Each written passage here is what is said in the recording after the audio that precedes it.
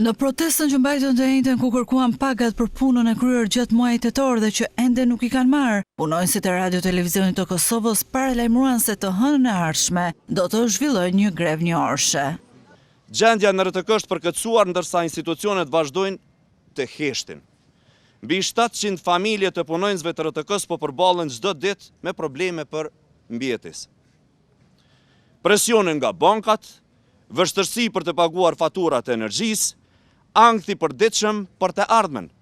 Kjo nuk është thjesht më krizë ekonomike, është krizë e identitetit. I ftoj gjithë kolegët të na mbështesin në këtë vendim.